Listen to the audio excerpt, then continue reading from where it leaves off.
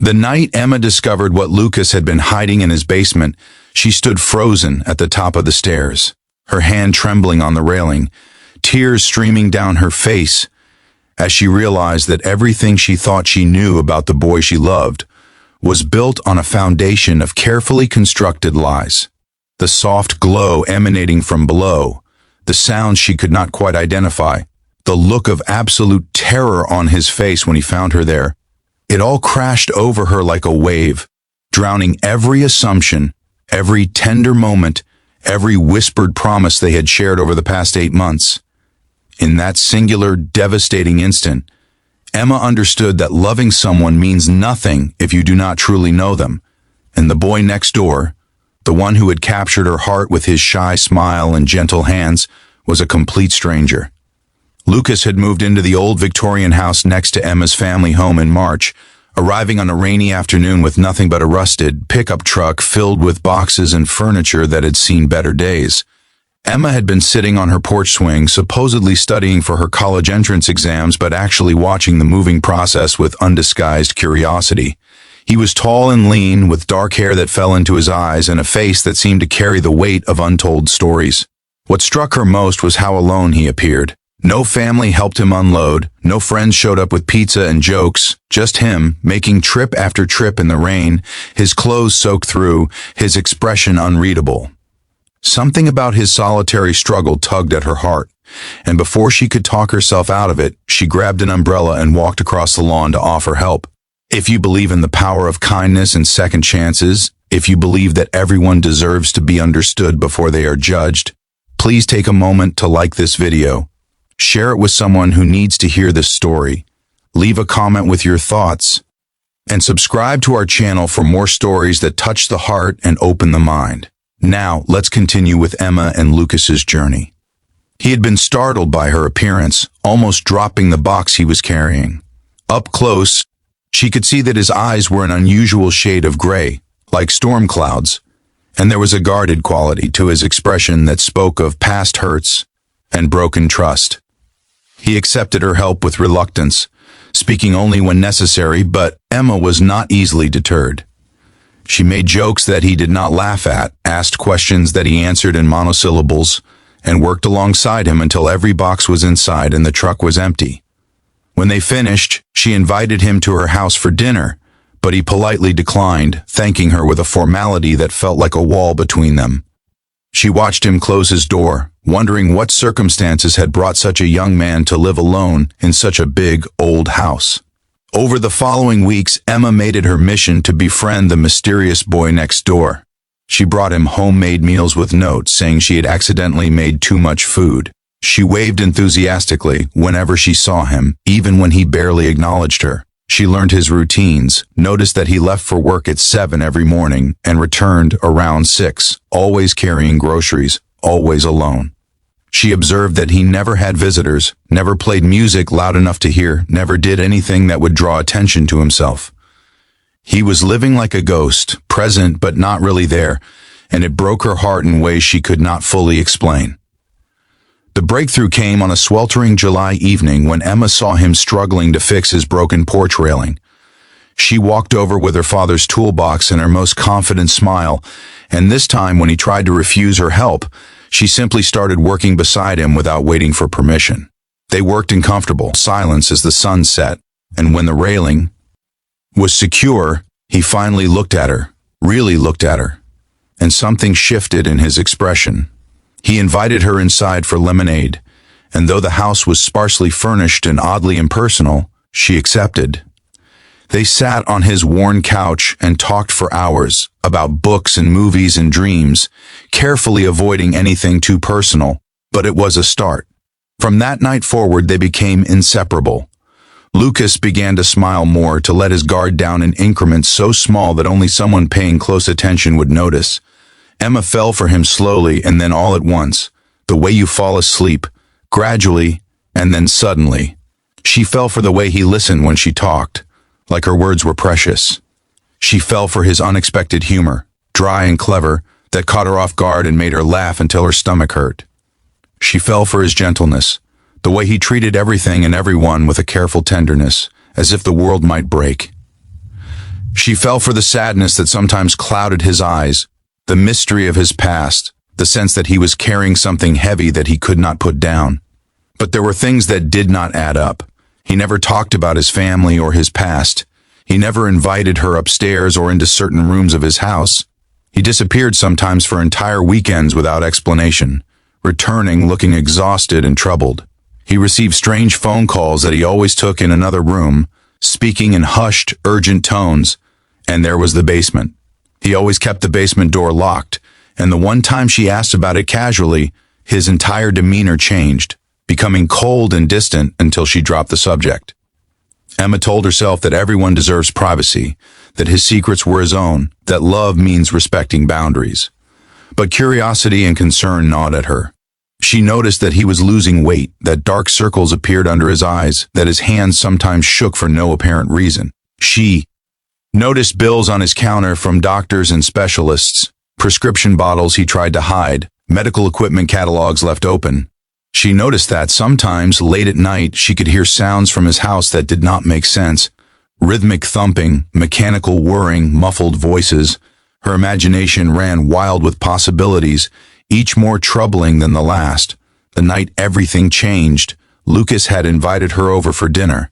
He had been unusually affectionate, holding her hand across the table, looking at her with an intensity that made her heart race.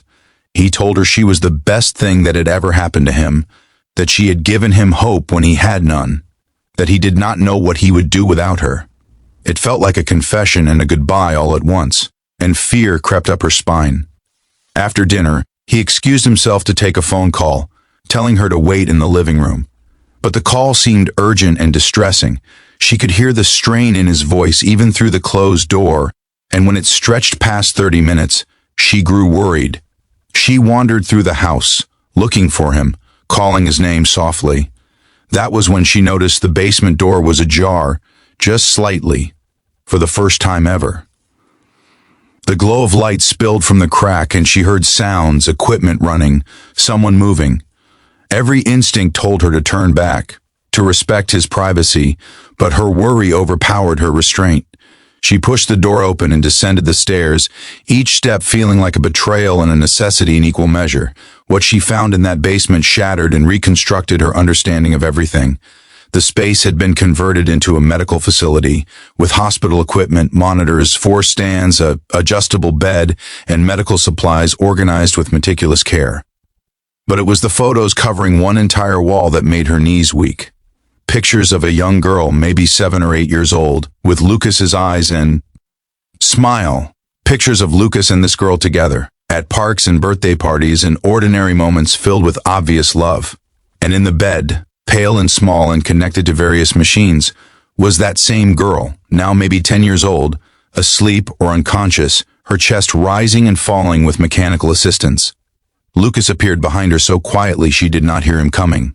When she turned, the expression on his face was not anger but resignation, as if he had been waiting for this moment, dreading it but knowing it was inevitable.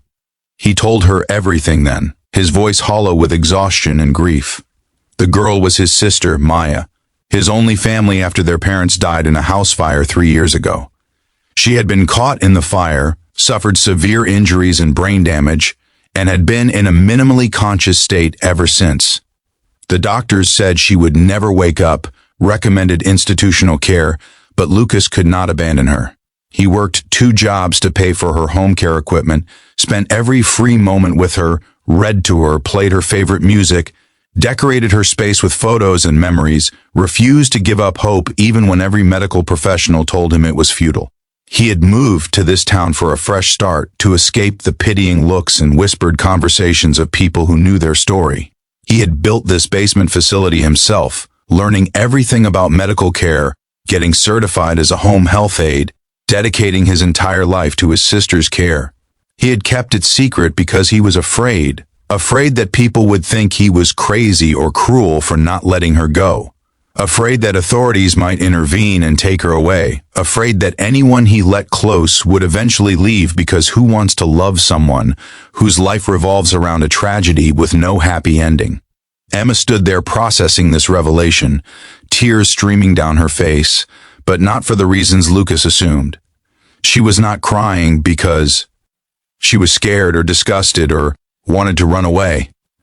She was crying because of the profound love and loyalty before her, because of the sacrifice and dedication, because this boy she thought she knew was even more extraordinary than she had imagined. She was crying because he had carried this burden alone for so long, because he had been so afraid of being too much, because he thought his love for his sister made him unlovable. Before this story ends, I need to ask you something important. If Emma and Lucas's story has moved you, if you've ever loved someone so deeply that you would sacrifice everything for them, if you believe that true love means accepting all of someone, not just the easy parts, please let me know in the comments below. Share this video if you think others need to hear this message. Your engagement helps spread stories of real love and dedication to those who need them most. Emma walked to the bed and looked down at Maya, this small girl who had shaped Lucas's entire existence. She reached out and gently took Maya's hand, and then she took Lucas's hand with her other, connecting the three of them. She told him that she was not leaving, that she was not afraid, that love is not about finding someone with no problems, but about choosing to stand with someone through their problems. She told him that he did not have to hide anymore, that she wanted to know every part of him, including and especially this part.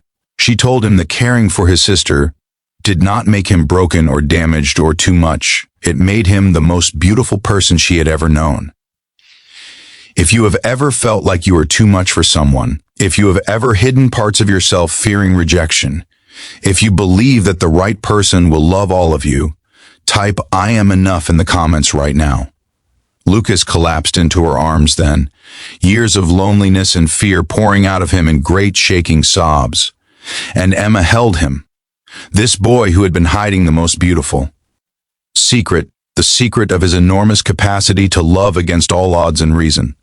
She held him and promised that from that day forward he would not carry this alone.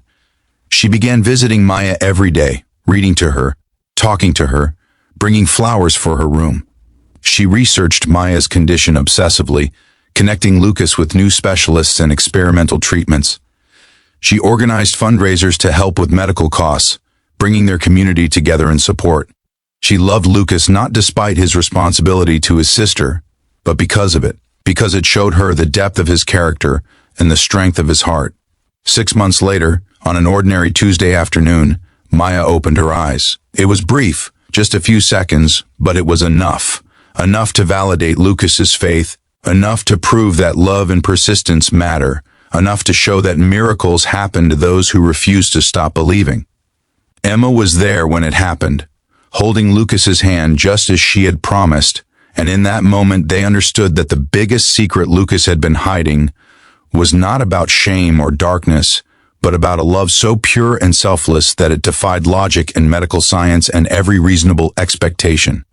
Their story became a testament to the truth that real love sees everything and chooses to stay anyway, that the heaviest burdens become lighter when shared, and that sometimes the person hiding the biggest secret is not hiding something terrible, but something so tender and precious they are terrified of having it misunderstood. Emma had fallen for the boy next door, and his secret had not driven her away.